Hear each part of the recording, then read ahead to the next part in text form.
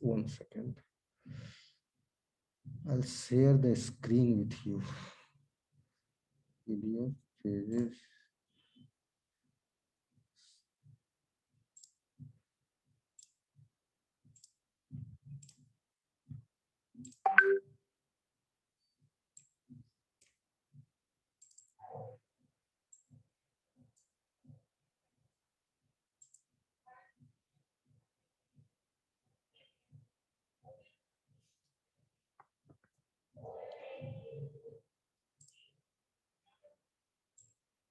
मेरी आवाज आ रही है आप लोगों तक?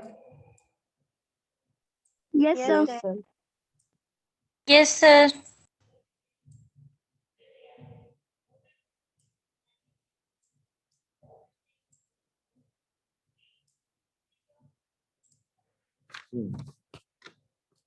तो ग्रैथोस्टोमाटा, ग्रैथोस्टोमाटा क्या था?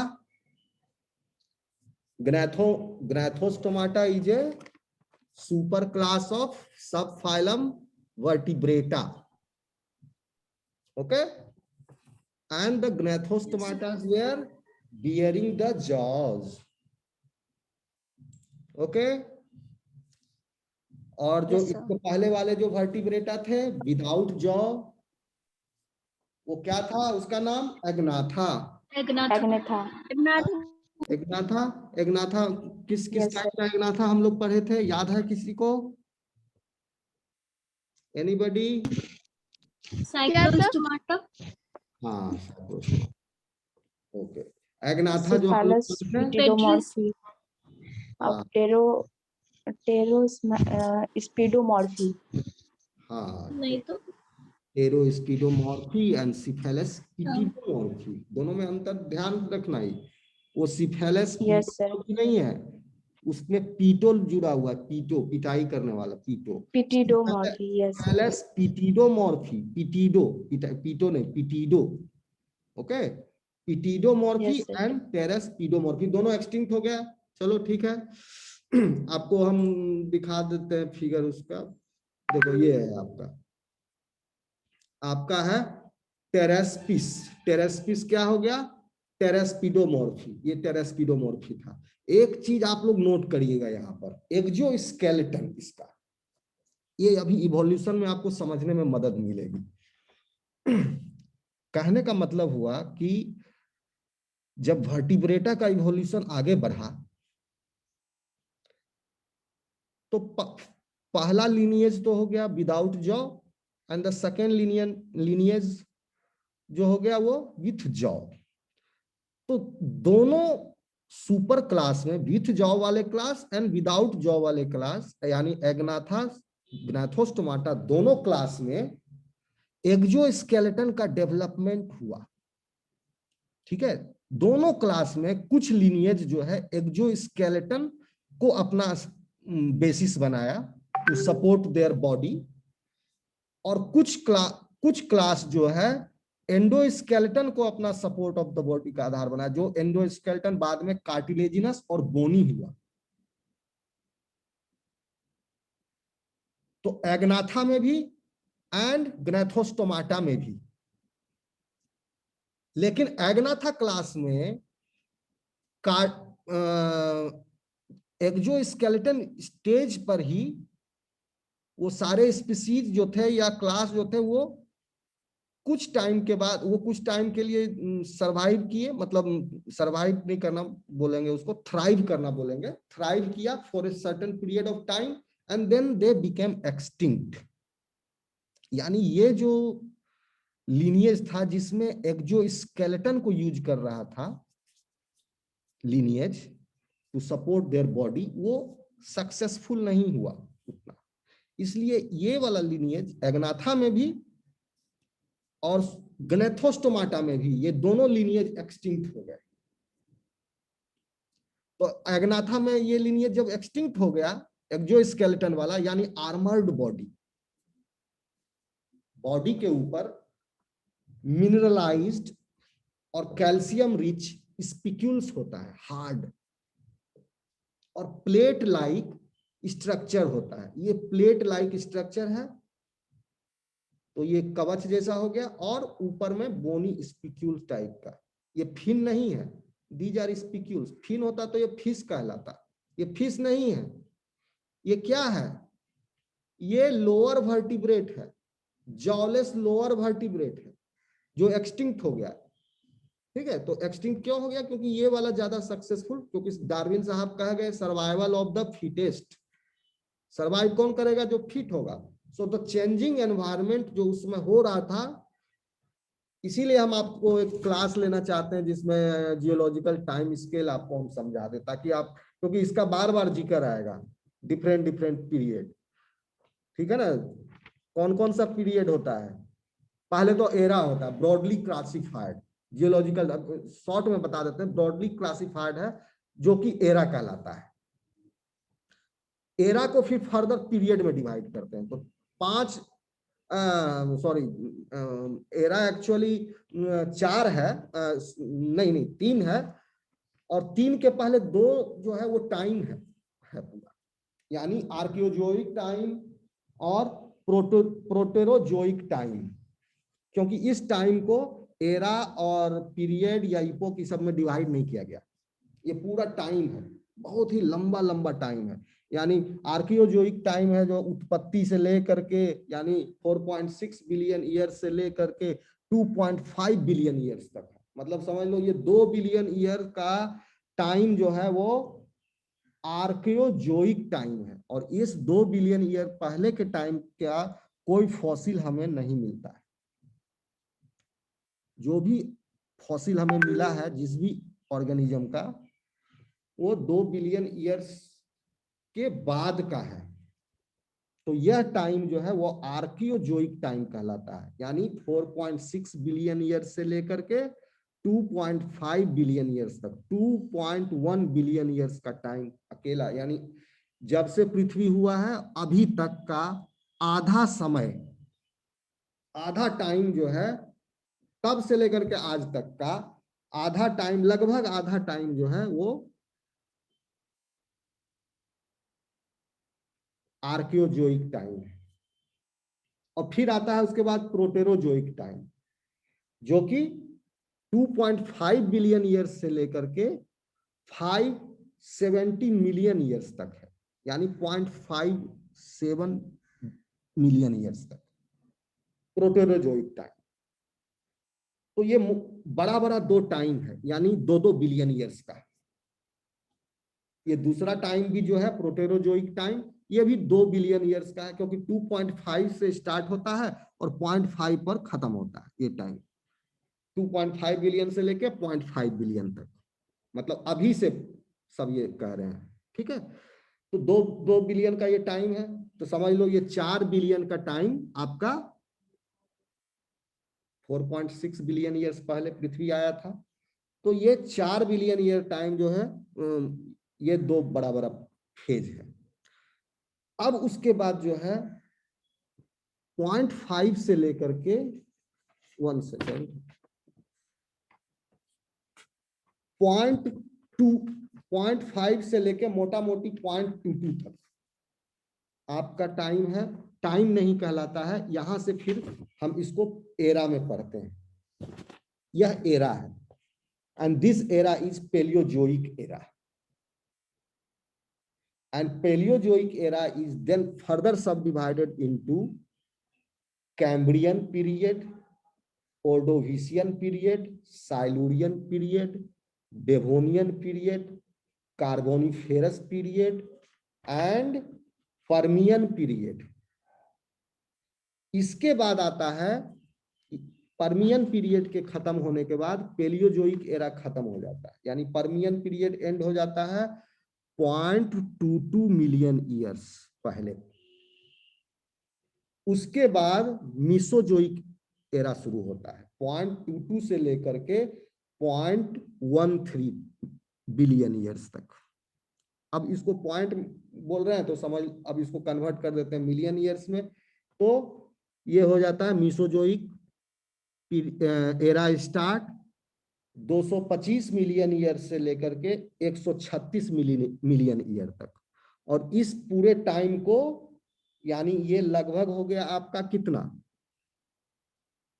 हो गया, घटा लो ना, घटाओगे तो कितना आएगा, ये लगभग 90 मिलियन ईयर्स आएगा। ये 90 मिलियन ईयर्स जो है, इस 90 मिलियन, ये पूरा डायनासोर का टाइम है, इस 90 मिलियन ईयर्स को हम 3 पीरियड में डिवाइड करते हैं, ट्रायसिक, जुरासिक एंड क्रिटेशियस। उसके बाद फिर आ जाता है क्रिटेशियस पीरियड। जब खत्म होता है तो साथ ही मिसोजोइक एरा भी खत्म हो जाता है। उसके बाद सीनोजोइक एरा स्टार्ट होता है। सीनोजोइक एरा जो है आपका कब से है,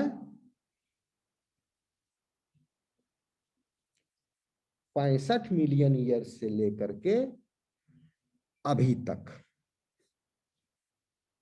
क्रिटेशियस मिसोजोइक एरा जो है वो खत्म होता है आपका 65 मिलियन ईयर, सॉरी हम 136 बोल दिए थे, गलत है, 65 मिलियन ईयर पहले मिसोजोइक एरा खत्म हो जाता है। क्रिटेशियस पीरियड 136 से शुरू होता है। तो इसका हम एक टेबल दे देंगे, आप लोग उतना कंफ्यूज मत होना। अब चूंकि देखिए, अब इसमें आप फोकस करो पेलियोजोइक एरा में, क्योंकि अभी जो भी हम एनिमल पढ़ रहे हैं, बता रहे हैं, ये सब जो है पेलियोजोइक एरा में ही क्या हुआ, ये आया भी और गया भी। ओके, और कुछ कुछ रह भी गया। तो जो रह गया वो तो अभी भी है, तो ये पूरे टाइम को के लिए रह गया। जैसे फॉर एग्जांपल कौन रह गया, आप लोग पढ़े होंगे, बेलेनोग्लोसस पढ़े हो, क्लास में सिफेलो डिस्कस पढ़ाए थे, सब हेमिकोडोटा आज भी लिविंग है। ये सब जो है कब आया था, पेलियोजोइक टाइम में ही। पेलियोजोइक टाइम के किस टाइम में आया था, कैम्ब्रियन टाइम में, कैम्ब्रियन पीरियड में। क्योंकि पेलियोजोइक एरा हम बताए कितना, कौन कौन सा पीरियड में डिवाइडेड है। सबसे पहले आता है Cambrian period, then comes the Ordovician period, then Silurian period, then Devonian period, and then Devonian period के बाद कार्बोनिफेरस पीरियड, उसके बाद आता है पर्मियन पीरियड। तो कितना पीरियड में डिवाइड हो गया, ये 6 पीरियड में डिवाइड है, Cambrian, Ordovician, Silurian, Devonian, Carboniferous and Permian. तो इसी पेलियोजोइक एरा में, कैम्ब्रियन पेलियोजोइक एरा के कैम्ब्रियन पीरियड में फिर से ध्यान दे करके सुनिए आप लोग, पेलियोजोइक एरा के कैम्ब्रियन पीरियड में ही ये सब आया है। कौन कौन आया, कोर्डेटा आया, पूरा कोर्डेटा फाइलम ही अपीयर हुआ। तो उसमें हेमिकोर्डेटा भी आया, यूरोकोर्डेटा, सिफेलोकोर्डेटा। तो हेमिकोर्डेटा में ये जो 2 क्लास है, एंटेरोप्निस्टा और टेरोब्रैंकिया, ये दोनों का बेलेनोग्लोसस, सिफेलोग्लोसस आज भी लिविंग है, एक्सटिंक्ट नहीं हुआ, अभी भी लिविंग है, सक्सेसफुल रहा, ये सरवाइव कर गया। ठीक है, क्योंकि इसमें भी एंडोस्केलेटन था in the form of notochord. तो नेचर ने, एनवायरमेंट ने हमेशा एंडोस्केलेटन को ज्यादा फेवर किया। जो लिनियज एक्सोस्केलेटन में गया वो कुछ टाइम के बाद एक्सटिंक्ट हो गया। अभी जो आप देख रहे हैं एक्सोस्केलेटन वाला जो लिनियज वर्टिब्रेटा में क्या क्या देखते हो, क्रोकोडाइल देखते हो, टोर्टोइज देखते हो, ये सब अभी के फॉर्म में है प्रेजेंट।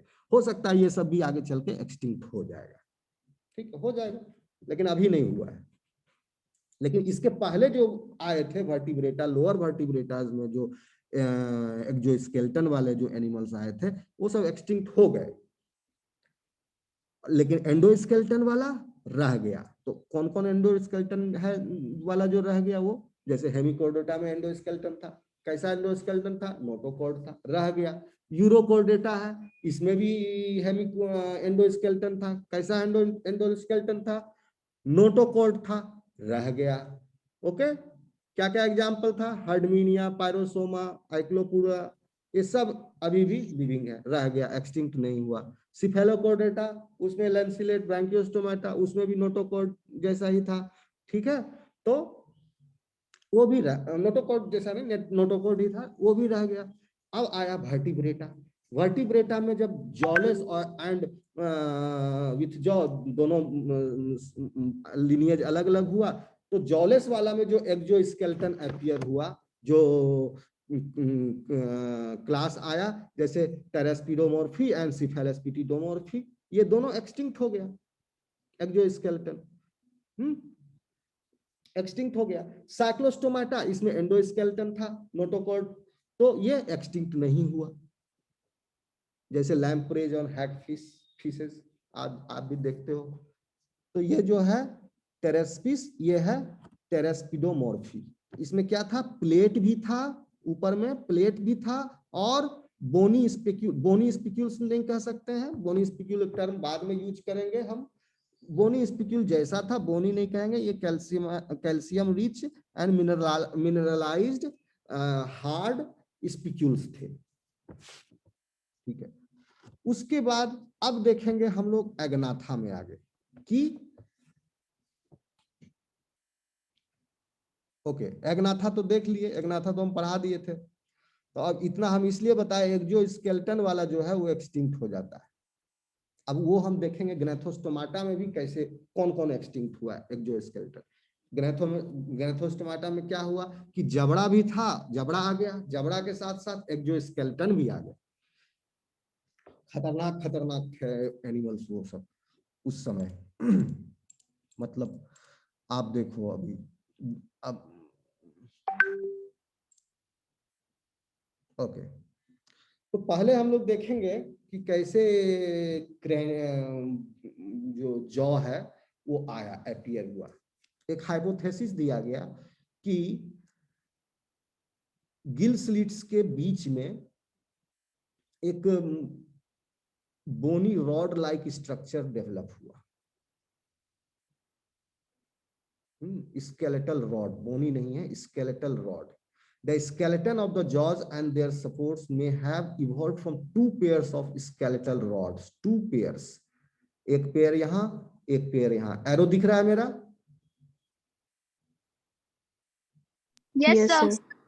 फिगर क्लियर है? Yes, sir. So there are two pairs of skeletal rods. तो ये वाला जो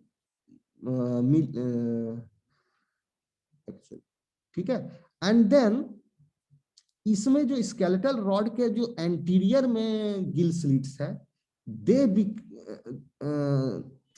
वो सब जो है फिर वेस्टिजियल हो गया, धीरे धीरे अपना फंक्शन लॉस कर गया, और फिर वो फ्यूज कर गया। एंड देन स्केलेटल, इसके बाद ये स्केलेटल रॉड जो है, एक पेयर जो स्केलेटल रॉड जो था वो क्रेनियम से फ्यूज हो गया। And then the second pair also got fused with the cranium. इस तरह से जॉ का डेवलपमेंट हुआ। यह हाइपोथेसिस है। एक्चुअली ऐसा इनको फॉसिल भी नहीं मिला है जिसमें स्केलेटल रॉड पाया गया हो, लेकिन आगे और पीछे का फॉसिल को जोड़ करके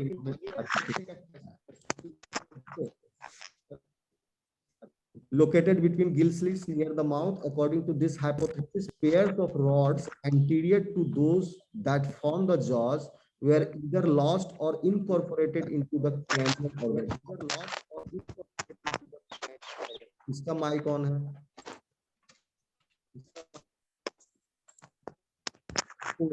ओप्पो का नाम क्या है? ओप्पो जी, आपका नाम क्या है? पिछली बार बताया क्या?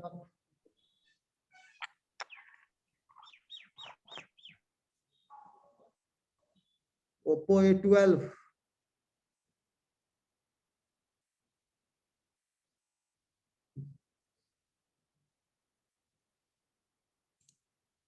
मेरी आवाज आ रही है? Yes, sir. Oppo A12। Yes sir, आ रही है। ओप्पो A12 से पूछ रहा हूँ, कहाँ है ओप्पो A12? जवाब दो। Yes, sir. आ रही है। ओप्पो A12 कौन है?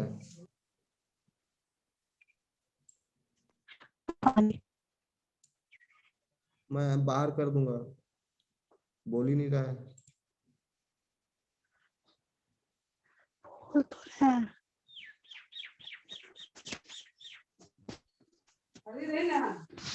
सर पूजा कुमारी। तो वो क्यों नहीं बोल रही हो? पूजा कुमारी अभी हम रिमूव करने वाले थे। ओप्पो A12 पूजा क्लास में आई थी? हाँ आई थी। तो अपना नाम चेंज करो, यहाँ पूजा करो।